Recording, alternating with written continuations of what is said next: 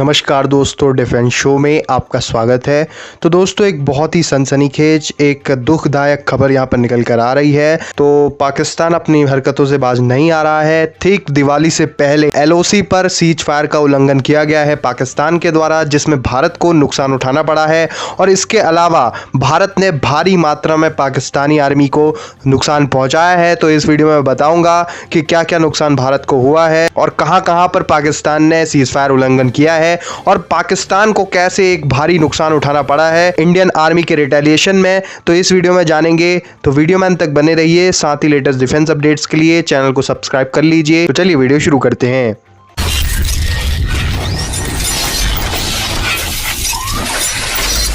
तो दोस्तों, पाकिस्तान अपने नापाक हरकतों से बाज नहीं आ रहा है। पाकिस्तानी सेना ने जम्मू कश्मीर में एलओसी के पास 4 सेक्टरों में भारी गोलाबारी की है। इस गोलाबारी में हमारी सेना के 3 और बीएसएफ के 1 जवान शहीद हो गए हैं। इसके अलावा 3 भारतीय नागरिकों की इस गोलाबारी में मौत हो गई है। दोस्तों, इसके साथ ही साथ कम से कम 9 लोग और घायल हुए हैं। सूत्रों ने बताया है कि उरी सेक्टर में 2 सैनिक शहीद हुए, जबकि 1 जवान गुरेज सेक्टर में शहीद हो गया है।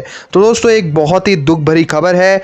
तो आप अपना दुख व्यक्त करने के लिए कमेंट सेक्शन में ओम शांति जरूर लिखिएगा हमारे भारतीय जवानों के लिए। इसके अलावा अधिकारियों ने बताया कि सभी सेक्टरों में भारतीय सेना मुंहतोड़ जवाब दे रही है पाकिस्तान की ओर से किए जा रहे सीज फायर उल्लंघन का। सूत्रों के मुताबिक भारतीय जवानों ने पाकिस्तान के 60 से 8 जवानों को मार गिराया है। दोस्तों, ये संख्या और भी बढ़ सकती है, क्योंकि इस कार्रवाई में पाकिस्तान के 12 पाकिस्तानी सैनिक अभी गंभीर रूप से घायल हैं और इसके अलावा 7 से 8 सैनिकों की मौके पर मौत हो गई है। न्यूज एजेंसी ANI ने सूत्रों के हवाले से बताया है कि भारतीय जवानों ने जवाबी कार्रवाई में कम से कम 7 से 8 पाकिस्तानी जवानों को मार गिराया है।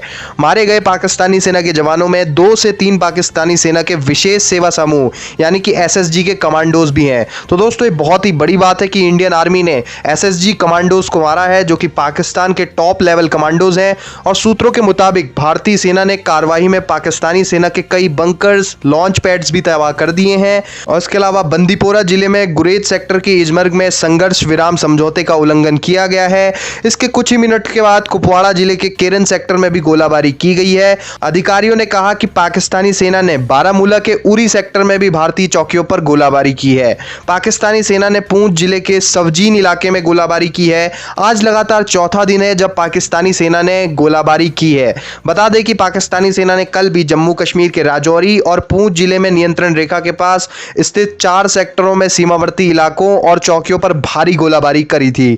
पाकिस्तानी सैनिकों ने इस महीने में अब तक 24 बार सीज फायर का उल्लंघन किया है। एक रक्षा प्रवक्ता ने यह भी बताया कि सेना ने घुसपैठ की एक कोशिश को विफल कर दिया। केरन सेक्टर में नियंत्रण रेखा के पास संघर्ष विराम का उल्लंघन कर घुसपैठ के लिए मदद की जा रही थी।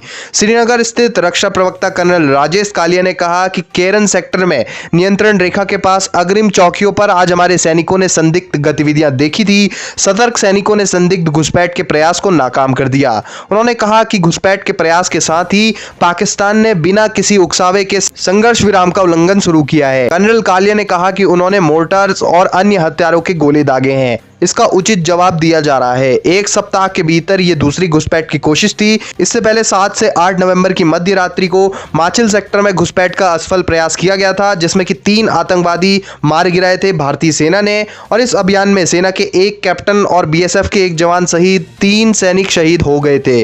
प्रवक्ता ने कहा है कि भारत की सेना पाकिस्तान द्वारा जम्मू कश्मीर में आतंकवादियों की घुसपैठ कराने के सभी प्रयासों को नाकाम कर रही है और भारतीय सेना पूरी तरह से तैयार है। तो दोस्तों, भारतीय सेना के लिए और भारत के लिए ये एक बहुत ही दुखदायक खबर है कि भारतीय सेना के जवान शहीद हो गए हैं। इसी के अलावा भारत को एक भारी नुकसान हुआ है। तो दोस्तों, मैं डिफेंस शो और डिफेंस शो के सारे व्यूअर्स की ओर से उन शहीदों को नमन करना चाहूंगा और आप भी अपनी भावनाएं व्यक्त कर सकते हैं कमेंट सेक्शन में ओम शांति लिखकर। और इसके अलावा जो एक भारी नुकसान पाकिस्तान को पहुंचाया है भारतीय सेना ने, आप उस पर क्या कहना चाहेंगे ये भी कमेंट सेक्शन में लिखिए। साथ ही लेटेस्ट डिफेंस अपडेट्स के लिए चैनल को जरूर सब्सक्राइब कर लीजिए। जय हिंद, वंदे मातरम।